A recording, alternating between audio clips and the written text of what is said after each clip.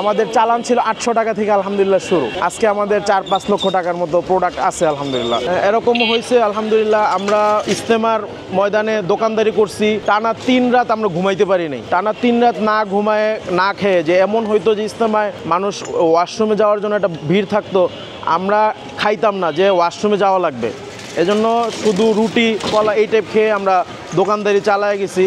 তো আলহামদুলিল্লাহ ওই সময় কষ্টের সুফল আজকে আল্লাহ তাআলা দিয়েছেন। আমি একটা পারফিউম ফ্যাক্টরিতে বেশ কিছুদিন পারফিউমটা শেখার উদ্দেশ্যে আমি জব করছি। পরে যে সময় মনে হইলো যে আমাদের নিজের কিছু করা দরকার, 2016 সালে ফিকির করলাম যে আমরা নিজেরা ইনশাল্লাহ ব্যবসা করব। ব্যক্তিগত আমার হাতে তেমন অর্থ ছিল না, চিন্তা করলাম আমার হাতে যতটুকু অর্থ আছে এবং আমার ফ্রেন্ড ওনার হাতে যতটুকু অর্থ আছে আমরা একসাথে কিছু করা যায় কিনা। আলহামদুলিল্লাহ আমরা পরামর্শ করলাম, এরপর আমাদের ব্যবসা শুরু। দেখা যায় ওই সময় চাকরির সুবাদে ওখানের অর্থটা খুব কম ছিল, যেটা ফ্যামিলিকে ব্যাকআপ দেওয়ার পরে আমরা রোজ রোজ টিফিন নাস্তার টাকা এটা একটা আলাদা করে আমরা ওইখান থেকে শুরু করছি, যে ওইখান থেকে শুরু করতে পারি, আল্লাহ বরকত দিবে। ফার্স্ট টাইম আমরা এখান থেকে শুরু করা, খারাপ লাগতো। পরিবার থেকে এরকম চাপ ছিল, তোমরা ফুটপাতে করতেছো, কারণ আমরা দুইজনই এখানে স্থানীয়, তো মানুষ আশেপাশে দেখা দেখি করতো, বলতো যে কেন ফুটপাতে। তো আমরা আলহামদুলিল্লাহ বলতাম ব্যবসা তো সুন্নত, নবীর সুন্নত এবং আতরের ব্যবসা সুন্নত, ওই হিসাবে শুরু করতে পারি। তো আলহামদুলিল্লাহ এরপরে অ্যাভেলেবেল হয়ে যায়। পরে এলাকাবাসী এবং আমাদের ভাই ব্রাদার সবাই আমাদেরকে সাপোর্ট করছে। মনের মধ্যে একটা স্বাধীনতা ছিল যে ব্যবসা নিজের, চাকরি করলেও তো পরের চাকরি করা হচ্ছে, টাকা আসলো তার অধীনে ছিলাম, কিন্তু ব্যবসা নিজের হইলো, যতটুকু টাকা আসতো আলহামদুলিল্লাহ বরকত ছিল। শোরুমে দেখা যায় একটা প্রাইস দেখা যায় 400-500 টাকা হইলেও দিতে ইচ্ছুক, কিন্তু আমাদের এখানে যতই কোয়ালিটি ভালো হোক, যদি বলি যে 200 টাকা, বলে ভাই এটা তো ভালো না, হয়তো বা আর তো ভালোটা 500 টাকা হইতে পারে।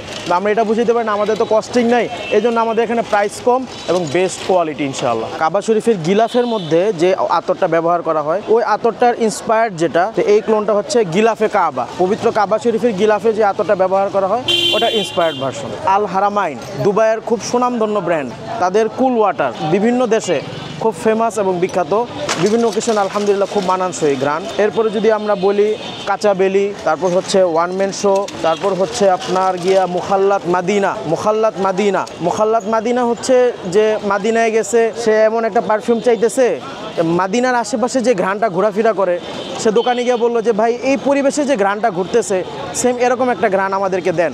ওই সময় সেই দোকানদার এরকম একটা ঘ্রাণ তাকে সাজেস্ট করলো যে আপনি এই ঘ্রাণটা ব্যবহার করেন, তো মাদিনার আশেপাশের যে ঘ্রাণটা আপনি ইনশাল্লাহ এখান থেকে পেয়ে যাচ্ছেন। এই হচ্ছে আমাদের মুখাল্লাত মাদিনা প্রিন্স আল উদ। এটা রাজকীয় একটা স্মেল, মানে আপনি যেখানেই যাবেন, যে পরিবেশে যাবেন, ঘ্রাণটা ছড়াবে, লং লাস্টিং করবে। আলহামদুলিল্লাহ আমাদের টপ সেলিং একটা প্রোডাক্ট। আমাদের কাছে যেমন পারফিউমের মধ্যে 1 মিলিয়ন, ব্লুডি শ্যানেল, তারপর CR7 ক্রিস্টিয়ানো রোনালদো যেটা, তারপর হচ্ছে আমাদের আরেকটা top selling product Dylan blue ফ্রান্সের। যদি কেউ চায় যে আমরা স্প্রে রেডি করে নিতে চাই, অয়েল ভার্সনটাকে পারফিউমে রূপান্তরিত করবো, স্প্রেতে রূপান্তরিত করবো, আমরা ইনশাল্লাহ এটাও করে দিতে পারবো।